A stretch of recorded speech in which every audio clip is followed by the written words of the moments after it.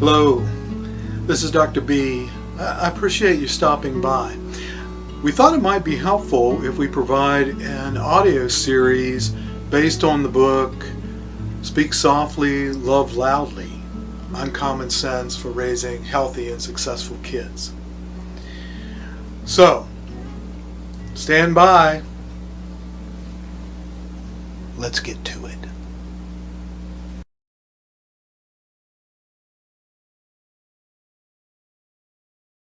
Chapter 5. Grown-up Choices. Consequences. Nearly all men can stand adversity, but if you care to test a man's character, give him power. Abraham Lincoln. A scientist of uncommon insight and intellect pulled together his papers. They represented many years of research and study. He presented his theory to a large audience at the local university. At the end of his talk, as he was leaving, a gentleman approached him and explained how much the scientist's thoughts had meant to him. The admirer wanted him to share his theory all over the world. It was the lecturer's good fortune that this man was quite wealthy and had offered to fund the venture. He would provide a substantial salary so that the scientist wouldn't have to worry about money while he was on his speaking tour. His benefactor was also going to provide hotel accommodations and a chauffeur to accompany him wherever he would need to go. The scientist took the wealthy man up on his offer, and soon began his lecturing tour.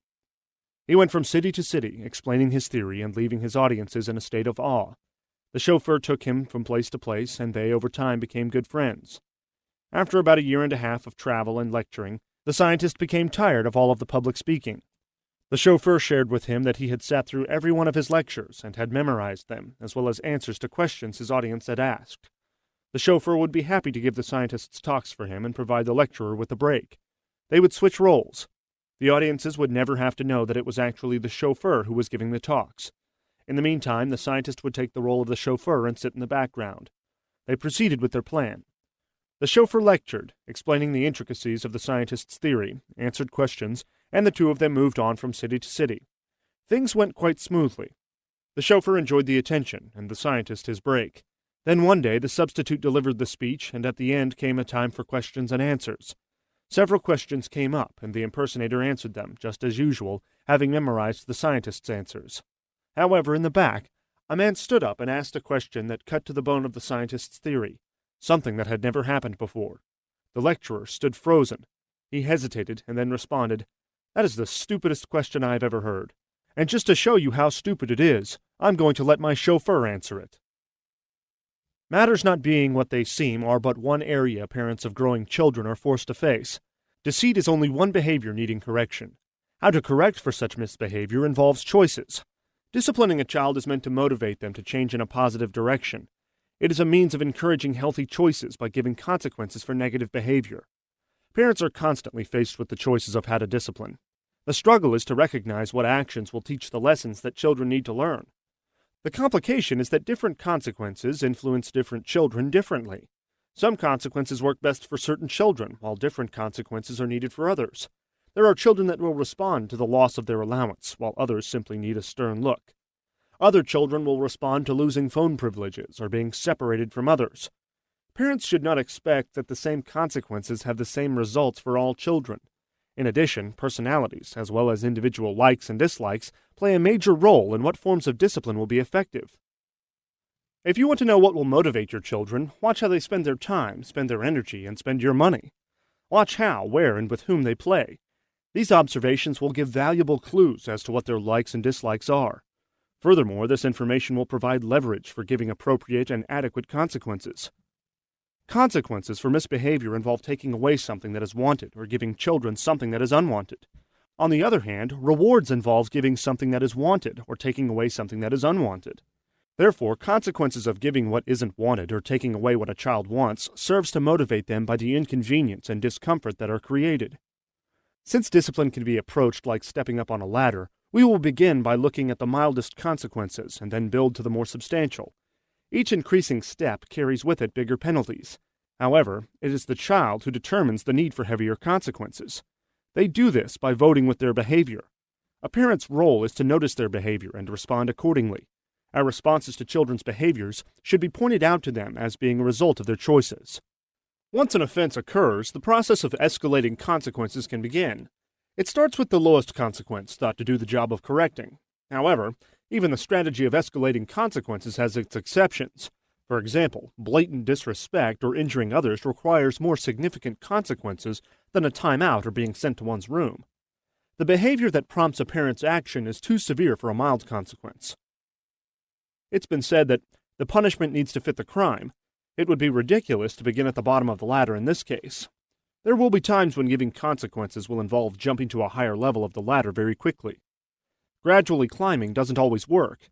However, let's look at the first rung of the discipline ladder. It's the lightest approach. Ignoring, the first step.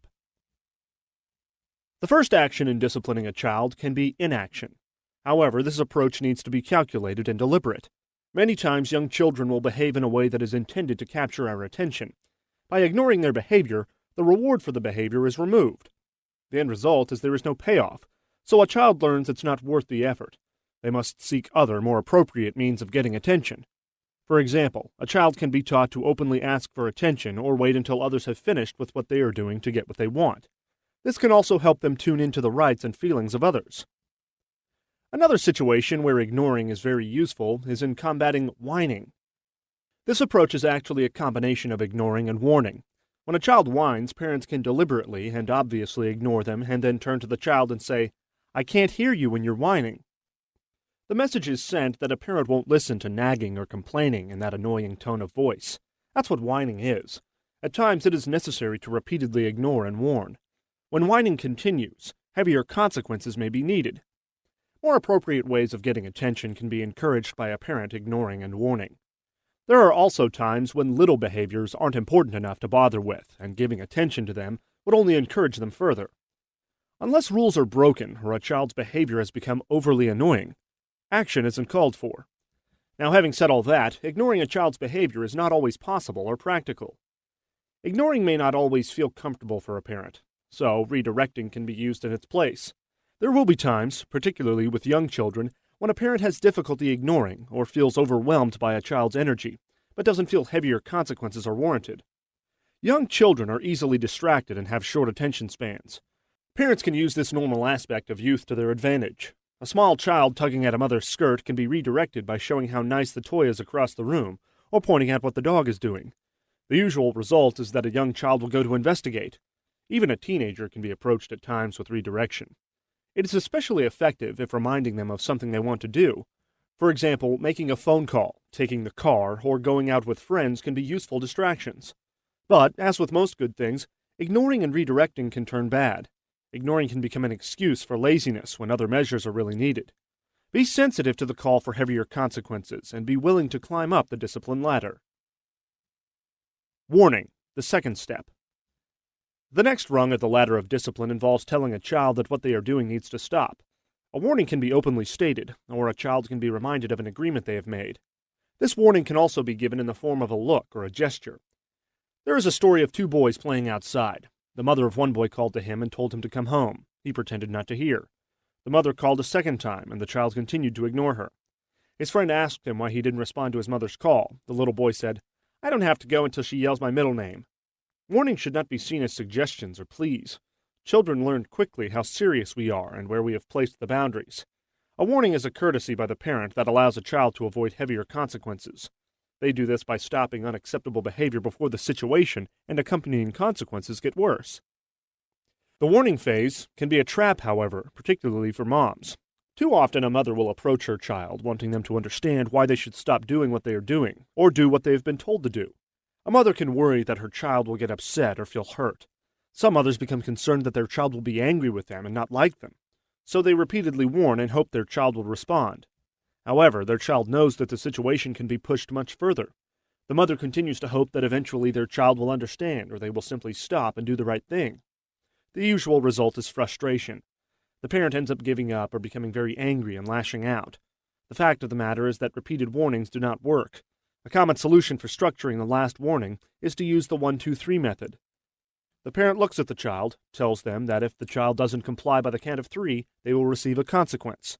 Then the parent counts, and if they see no action by 3, the consequence is swiftly given. A child will learn how far they can go before they actually have to respond. The warning should be used once, absolutely no more than twice. A child will learn quickly that they only get 1 or 2 warnings. Then they are forced to make a choice to do what is expected or deal with the consequences. The warning is intended to head off misbehavior as it is beginning, rather than allowing it to grow and become a bigger problem. Repeated warnings are no better than nagging and don't improve the situation. If misbehavior isn't stopped at the start, more emotion becomes involved along with more dramatic behavior. This fact holds true for both the child and the parent. Of course, even an appropriate warning doesn't always work.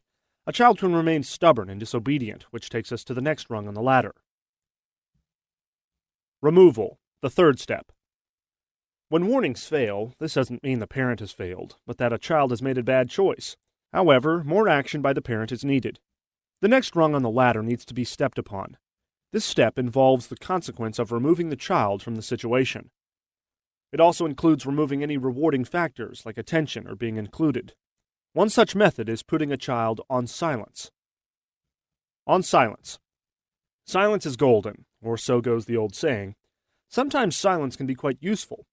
Silence can be used when children are loud, becoming rude, verbally sparring, or they start interrupting. In order to use this consequence, eye contact is made directly with the child and they are told, "You're on silence."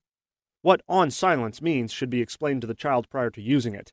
On silence means that they are not to talk, make sounds, create any sort of noise, or prompt others to make noise. Therefore, talking, making noises, and touching things to make sounds are all covered. A child should be quiet. Making them be still can be added if need be. The first few times this is used, the child will need to be reminded of what on silence means, but they will quickly get the idea. If, of course, they violate being on silence, then consequences can be increased. When they have served their time on silence, they are told, "Now you are off silence." The amount of time that a child can be put on silence may vary, but shouldn't go beyond 1 or 2 minutes for each year of life. For example, most 5-year-olds shouldn't be expected to be able to stay reasonably quiet for more than 5 minutes at a time.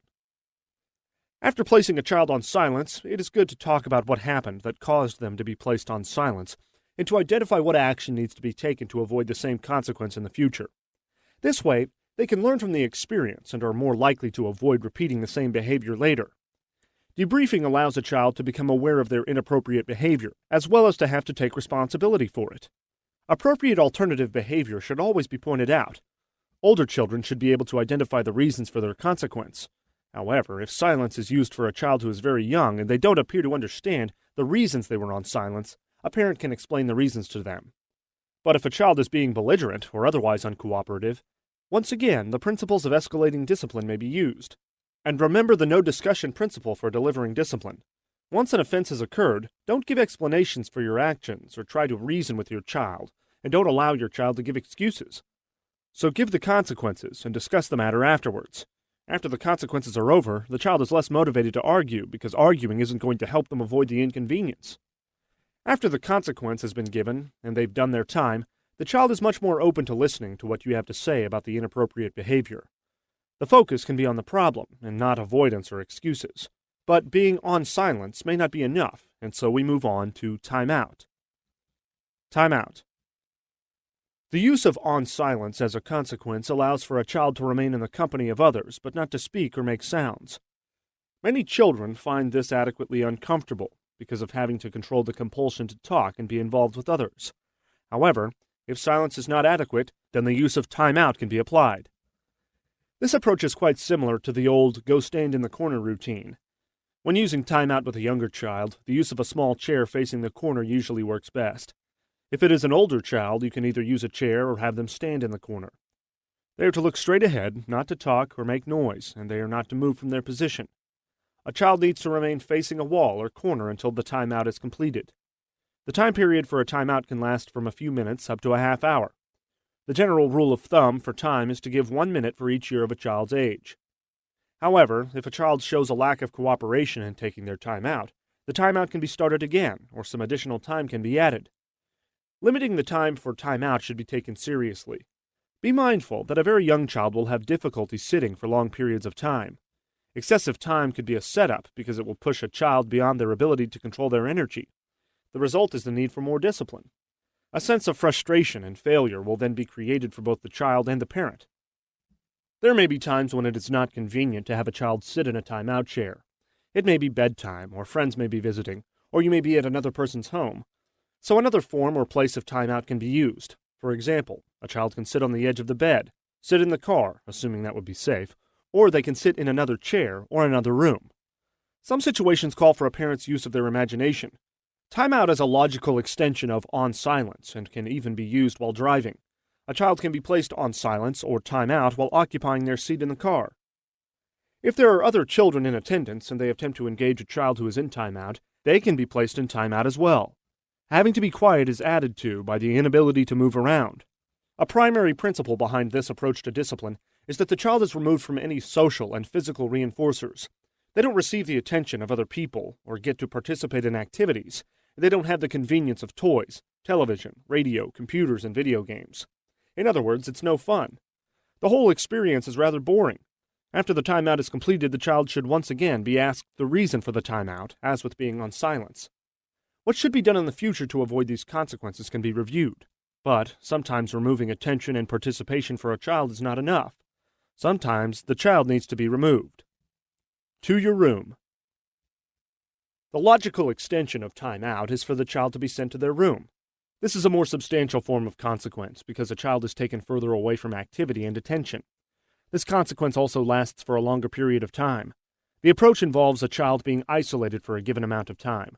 Being sent to their room doesn't necessarily mean having to sit or stand quietly in one position for a prescribed period of time. Therefore, the amount of time can be extended. Talking afterwards about the offense and the reason for the consequence, as with other forms of discipline, applies here. However, a special note needs to be made about this strategy. Many children have televisions, stereos, computers, video games, and/or telephones in their rooms. Consequences need to have bite for them to have the desired effects. Being occupied with playthings will water down this consequence dramatically. These electronic conveniences may need to be removed or otherwise made unusable if a child is sent to their room. Some creativity may be needed in handling this matter. For example, if the TV is off limits, it is usually difficult to move it. Removing the cable box, remote control, cable cord, or power cord are better options. Phones can be taken up or their cords taken. Taking away batteries, removing controllers, game cartridges, and computer programs can be effective. The keyboard or mouse can be unplugged from computers. A modification of the no plaything approach is to limit a child to using only certain conveniences when they are sent to their room. What a child is permitted to do depends on what the parent sees as appropriate. Remember, allowing a child to have full accesses to these appliances while being disciplined will often erase the impact of them being sent to their room. The unavailability of toys and electronic marvels should be considered as part of their consequence for misbehavior. There is a cost for choices, and cost represents the fourth step of our ladder. Cost, the fourth step. The next step up the ladder of discipline is cost. Cost for misbehavior involves a child having to do something to pay for their bad choices. This level of discipline can be expressed in a variety of ways. The first is overcorrection. Overcorrection. One form of discipline that involves cost will be referred to as overcorrection. If a child makes a mess in the kitchen, this approach requires the child to not only clean up the mess, but to clean up the rest of the kitchen as well. When they trash a room, they can clean that entire floor of the house. If they refuse to take the garbage out on their night to do so, then they can take the garbage out each night for the rest of the week. If they steal $5, they must pay $10 back. However, a note of caution is needed here. Overcorrection is not always appropriate in response to the first offense. It is very appropriate after repeated misbehaviors in the same area. The additional work involved generally makes the point that being irresponsible just isn't worth it. This approach is similar to the old story of a young man being caught smoking cigarettes by his father. His father put him in the woodshed with a full pack and had him finish the lot. Of course, after the cigarettes, the young man was literally and figuratively sick of smoking. He didn't smoke again. Overcorrection has a significant sting. However, there are also times when a child's behavior directly affects someone else. Another approach to discipline can be used there. Make it up. Another form of the discipline of cost is making it up. This is particularly handy when a child has been rude, created inconvenience for, emotionally injured, or offended another person. One way to make the point of being sensitive to other people is to have the child who has been mean or otherwise inappropriate to do something nice for the person they have hurt. In a family, this might translate into one child doing the chores for another child or helping them with some project. When the offense is outside the family, making it up could involve doing yard work, washing a car, or baking cookies. This approach helps to balance the books. At times, writing an apology is a good add-on. However, writing can also be used as a consequence in and of itself. Writing.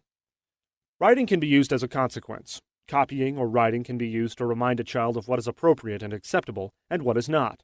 The consequence for wrong behavior is to go through the boredom and repetition of writing pages or lines. A child who isn't doing their homework, for example, might have a consequence of writing 100 times, "I need to do my homework." This would be in addition, of course, to doing the homework. Writing can be applied when impressing the need to show respect to others. It can also be used to review rules that have been violated. The time it will take to complete the writing should be consistent with the child's age and attention span. This approach should always be made age-appropriate. Young children should not be required to write for long periods of time, copy small print, or be expected to have completely neat work.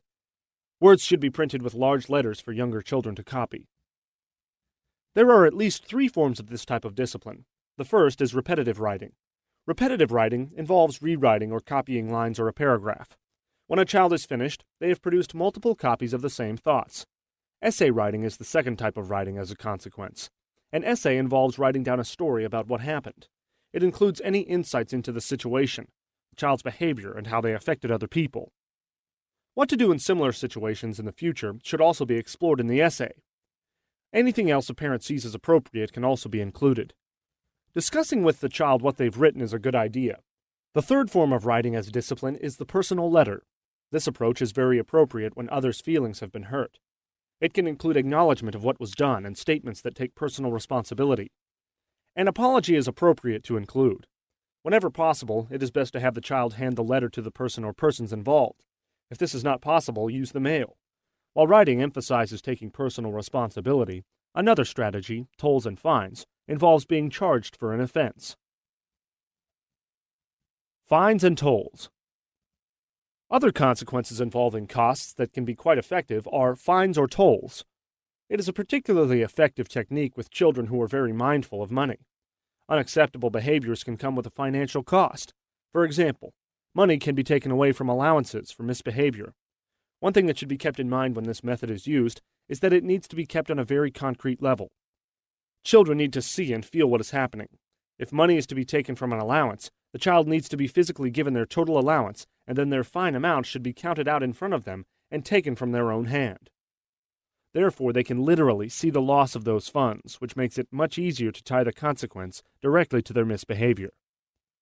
Fines and tolls can be a consequence for using bad language, not doing chores, not cleaning rooms, getting a ride because the bus was missed, or paying for gas when a child hasn't earned transportation. Fines and tolls are useful forms of discipline when a child needs to participate in some activity and a parent feels that loss of this privilege would be too heavy. A consequence short of a child not participating is needed. This can include social activities or matters involving the family, where others would be punished if the child couldn't participate. Keep in mind that fines and tolls work well with children who are tuned into money. A particularly discouraging situation for parents is when a child steals money. Here's a brief note about stealing money. An effective approach is a combination of overcorrection, making it up, and fines and tolls. Have the child pay back or provide services worth several times what they have stolen. This cost can also be in the form of doing chores for others. Chores. Chores can be another effective form of consequence.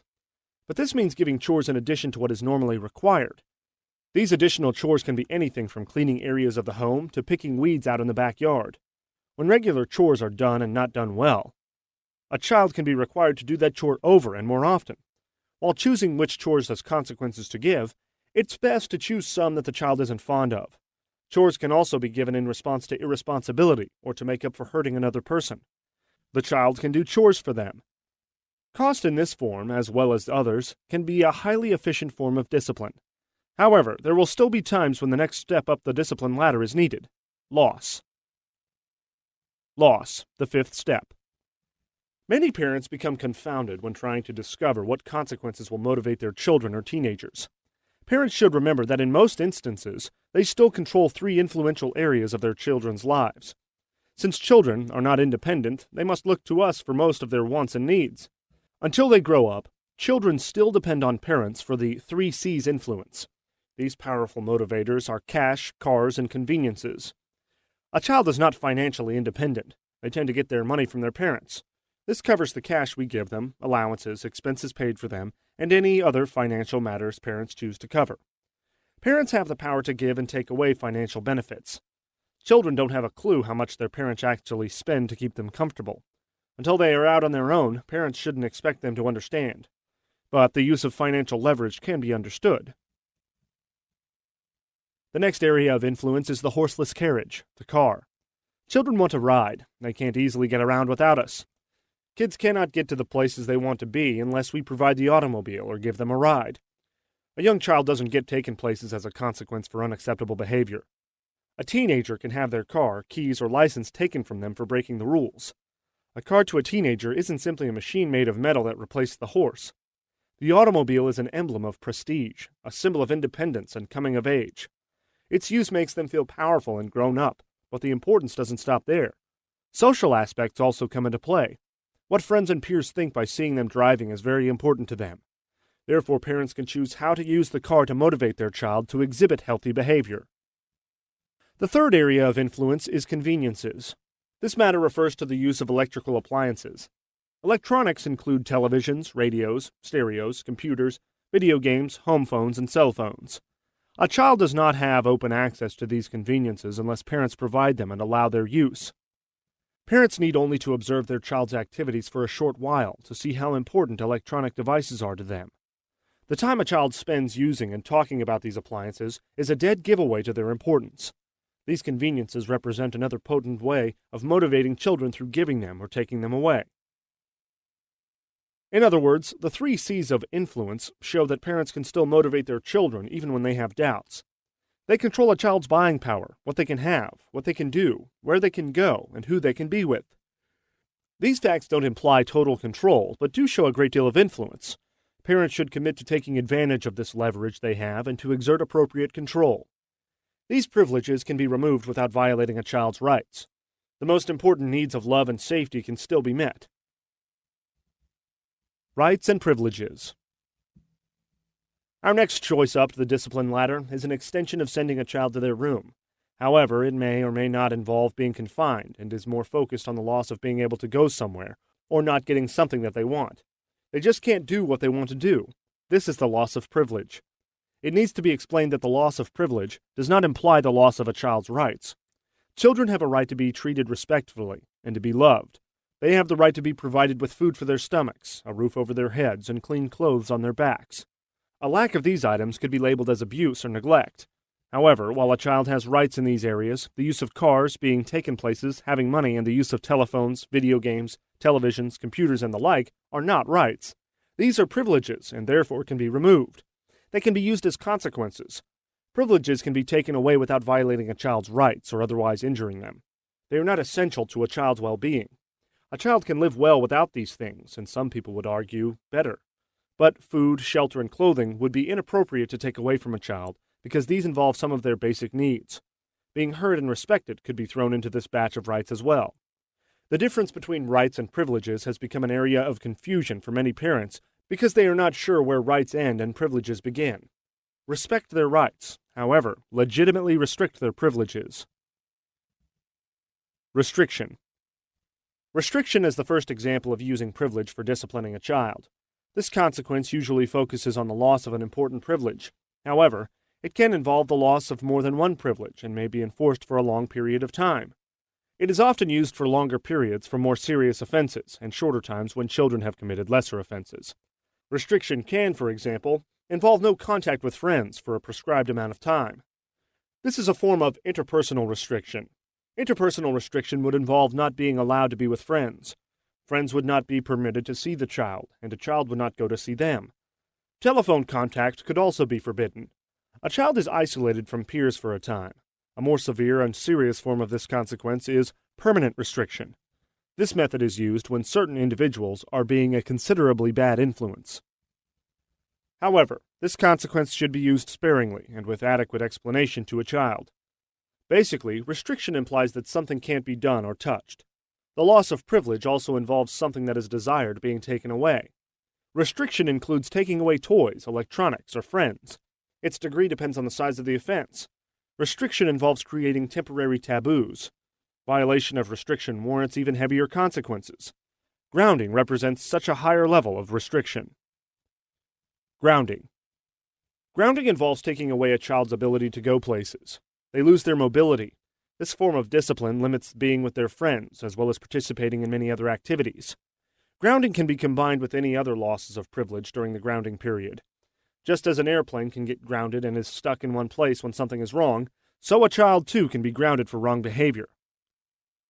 Like the plane, the child wants to fly. This results in motivating a child to make better choices and avoid these consequences in the future. Like most forms of consequence, grounding can take several forms. Complete grounding involves staying inside the house for a given amount of time or days.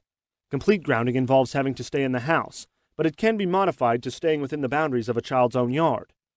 Sometimes this can be adjusted to them remaining in the neighborhood, but the boundaries must be clearly laid out. We will refer to this as modified grounding. This form of discipline is useful and logical for children who stray from where they are supposed to be. These restrictions keep them from problems. This approach can be used for lesser offenses and has the benefit of allowing for some of their natural energy to be burned off. Grounding is very useful, but be careful not to extend the time for too long. A child needs to physically release energy. This release is difficult to do in the home. A house is too restrictive for many energetic activities. Often the end result is children being unable to restrain themselves. The energy spontaneously releases, and then they get into more trouble. Finally, there is the category of partial grounding. This involves allowing for exceptions to the limitations while a child is being grounded. For example, a child may have their grounding temporarily suspended in order to attend church activities, or to go to work, school activities, or very special events. Partial restriction should only be applied when it makes sense to do so. The reasons for the exceptions need to be clear for both the child and parents. If partial grounding is not used carefully, grounding can lose its motivational effect as a consequence. A child can learn to manipulate parents into making too many exceptions. Too many exceptions result in no grounding at all. As mentioned previously, be careful to limit the time of grounding. The least amount of time necessary to make the point and change behavior is best. Enough time, but not too much, is an important balance to reach. Restriction is like the time a baking cake is left in the oven. Too little or too much time produces poor results. Time limits. Any form of discipline needs to be applied carefully. Careful application includes limits on the length of time that a consequence will last. The amount of time should be thoughtfully considered. When a possession or privilege is taken away, its shelf life for motivating a child is limited. For example, a child of 5 has a toy taken up because it wasn't put away. If the loss of the toy lasts for more than a few hours or a day, the child will forget or no longer care about that toy because attention has gone elsewhere. The power to motivate better behavior in the present and future is lost. A better way would be to give the toy back when it is still desired. Add an explanation as to why it was taken up before the child no longer remembers or cares. Generally speaking, time limits should range from an hour to a week for children. For teenagers, a rule of thumb is anywhere from a day to 2 weeks. There can, of course, be exceptions for extreme behaviors. Use the minimum amount of time that will make the point. Please remember that as a parent, you do not give up any of your control by limiting the amount of time for a consequence. This holds true because if a child becomes uncooperative, you can always add additional time, escalate consequences, or if they reoffend, start the consequences over. Parents need to be mindful of the fact that children do not have the same concept of time that adults do. A week to a child can feel like an eternity, but may seem like only a moment to an adult. One of the problems with giving too much time of losing privileges is that parents can frustrate their children. A child can be easily overwhelmed by the length of time. They can easily believe it is impossible to earn back the lost item or privilege, or to be good for such a long period. Children often give up, and then they act out their frustrations. Teenagers will frequently react to what they see as being treated unfairly. Then a parent not only has to deal with the original problem they were faced with, but now they have rebelliousness as well. Problems resulting from excessive time can occur for every parent. Anyone can go a little overboard with consequences. Frustration and fatigue can make this happen. In order to compensate for going overboard, we sometimes need to go underboard and allow children to earn privileges back. Earning back. There will be times when a parent has given too heavy a consequence. The punishment doesn't fit the crime. Going too far can occur when parents are tired, frustrated, or allow emotion to make their decisions for them. When this happens, parents still have options. After a brief period to calm down and reflect, a parent can adjust the situation. As parents, we can back up, regroup, and make the proposal to our children if, then. For example, if you show responsibility and do as you're told for the next 3 days, then you can have this privilege back. At times, it's even appropriate to openly tell our children we went too far, and so we are reducing their consequences. Doing so models taking responsibility for mistakes. Changes should be based on fairness and trying to use the least amount of force to produce desired results. However, be careful in how you use allowing your child to earn privileges back. This method is meant to be a motivator for personal responsibility and setting goals, not manipulating a parent's guilt or self-doubt in order to get out of consequences. A parent should always maintain an air of confidence and control for their child. Allowing a child to work to get things back shows sensitivity, practicality, and provides them with motivation. However, earning privileges back does not apply in our next area of correction. Confiscation.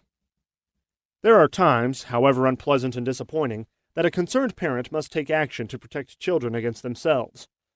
Sometimes threats to kids must be removed. This action requires confiscation of dangerous items, and creating ways to prevent these dangers from getting into the hands of our children again. It is not unusual for a parent to become aware that their child has been drawn to something that will hurt them. These dangers can include pornography, inappropriate clothing that is seductive or has inappropriate symbols or messages, drugs, alcohol, magazines, certain music, or inappropriate use of the internet. Most concerns that prompt a parent to take action will require a relatively short period of time for consequences. But confiscation means something is gone for good. Clothes, magazines, CDs, and items related to drugs and alcohol use all fit this category. Some of these concerns will also require professional help in addition to the confiscation. Drug and alcohol use or addiction to pornography needs healing along with correction. Children and most families find these problems particularly difficult to manage. Confiscation is a heavy and serious form of correction. Many people would say the same for the next form of discipline. Spanking, the sixth step. Spanking is currently a highly controversial form of child discipline, but it wasn't always so. In an age of hearing constant reports of child abuse and concerns about children's rights, corporal punishment is a sensitive topic. Unfortunately, a parent practically needs to review the laws of their state regarding the definition of child abuse before engaging in spanking as a consequence for misbehavior. However, it can be argued that there is a place for spanking in the toolbox of child discipline. Spanking, as a consequence, can be used with most children up to the age of approximately 12, but is generally inappropriate for teenagers. If used, spanking should involve striking the child's bottom no more than a few times. This form of discipline may be used in response to the direct defiance of a parent, or a child deliberately physically hurting others. It can also be used in the later stages of progressive discipline as the last rung on the ladder. Other forms of correction should be used for lesser offenses and with a child who accidentally does something wrong. Minor offenses do not require spanking. Spanking should never be done in anger or with more force than necessary. Striking anywhere other than the buttocks is not acceptable. Punching, slapping, kicking, or otherwise using excessive force, which could result in bruising, marks, scrapes, or breaking skin, should never happen. Due to the controversial nature of disciplining by spanking, this approach will be discussed in more detail in the coming chapter. Whatever the form of discipline being used, when other people are affected, there will be times when an apology should be considered.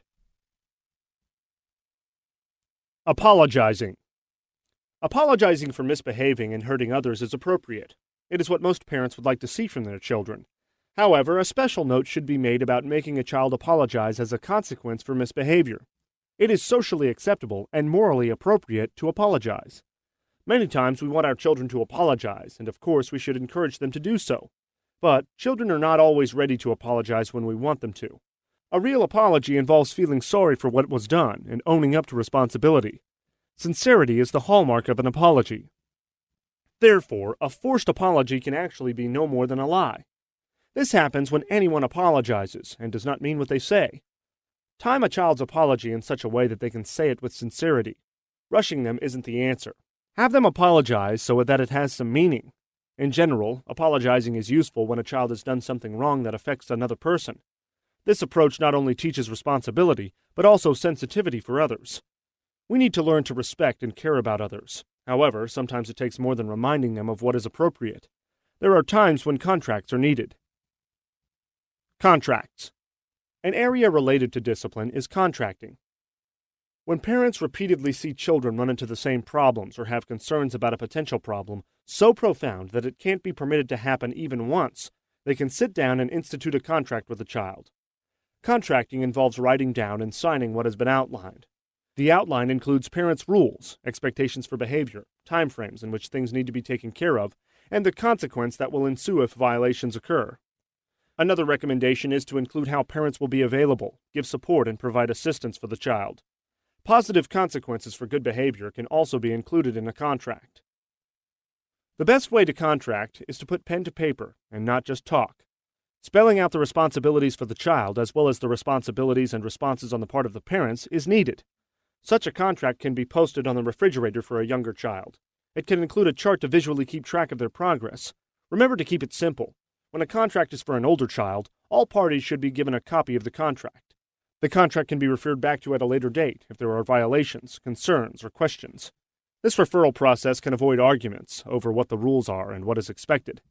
Contracts are especially helpful when there is a pattern of confusion or miscommunication between parents and children.